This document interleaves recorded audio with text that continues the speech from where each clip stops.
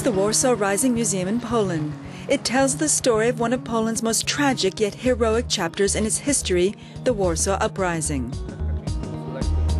From August until October 1944, Poland's home army led an uprising against the Nazi forces. They thought they would get help from the advancing Soviet army. They were wrong. The uprising was crushed, a quarter of Warsaw's population was killed. Poland would go on to suffer Soviet occupation until 1989. But even then it would take 15 years and the determination of one Polish president to bring this museum to fruition. Well, President Kaczynski was convinced that the tradition, the common identity really matters. And therefore he believed that the tradition of Polish underground state and the Warsaw Rising and the Home Army is very important for independent Poland after 1989. And President Kaczynski was the first politician who said that looking forward needs really very strong roots. The museum also features an exhibition of the Katyn massacre. The sound of guns being loaded and shot, an eerie reminder of the more than 20,000 Polish officers and intellectuals who were killed in the Russian forest in April of 1940 under Stalin's orders. Andrzej Jakubicz's father was killed in Katyn, a place and topic that was taboo during Poland's communist period. Jakubicz was at the 70th anniversary commemoration of Katyn on April the 10th when news broke out about the presidential plane crash. He had come earlier by train. President Kaczynski took great care over Poland's history and its patriotic image. This museum is proof of that. It was his baby. Katyn was the same. He labored constantly to bring the Katyn affair to light, study the history, to know how it happened.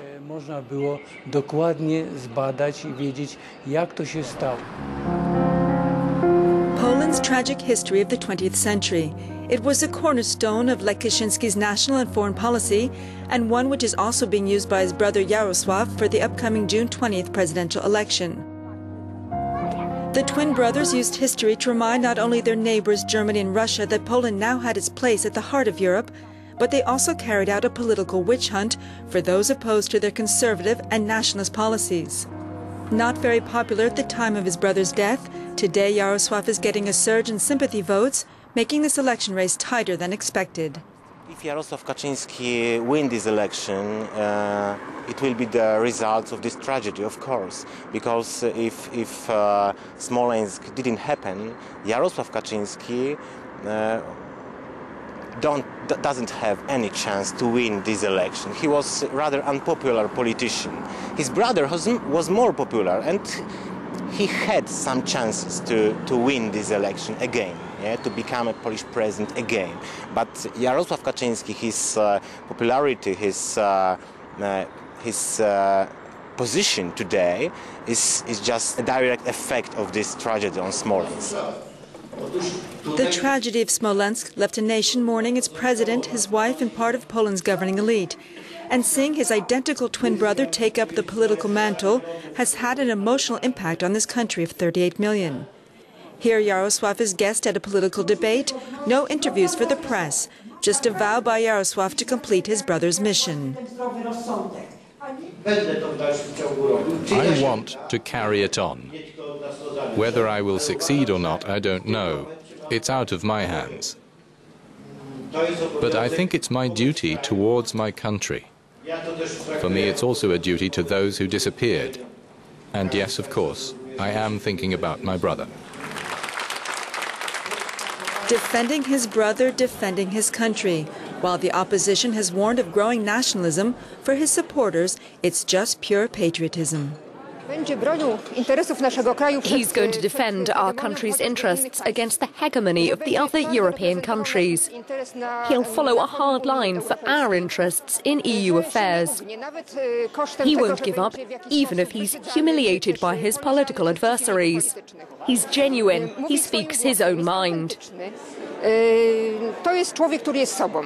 I know just how very difficult his mission is, but we Poles really have to show that we are Poles and not just a bunch of mixed-up voters.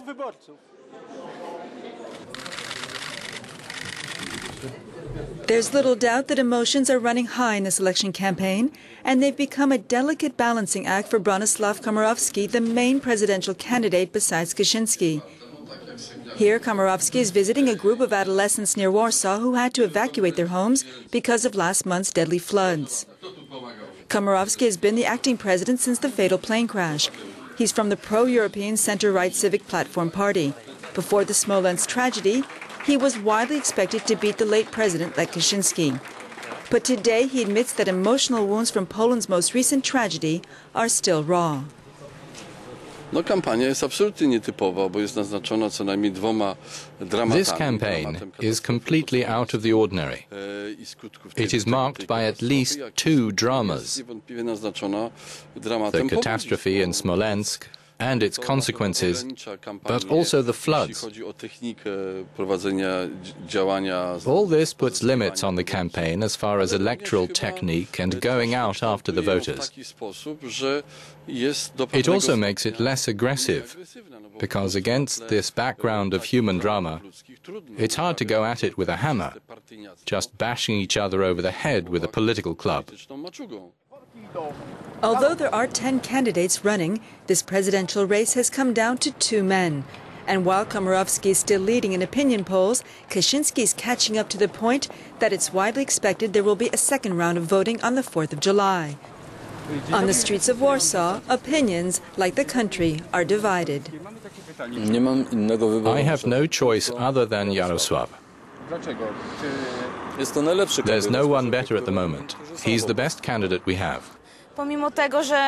Just because Lech Kaczynski has gone, it doesn't mean his twin brother has to stand as a candidate. Let's be honest, he wasn't a very good prime minister, and so I don't believe he'll be a good president.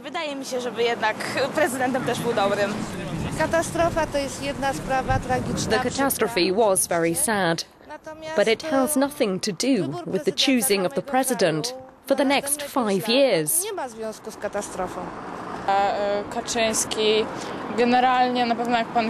Well, as you know, Kaczynski's politics are concentrated on the past.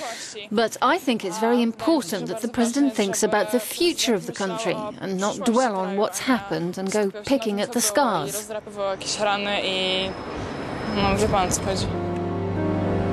This monument pays tribute to victims of both the Nazi and Soviet occupations.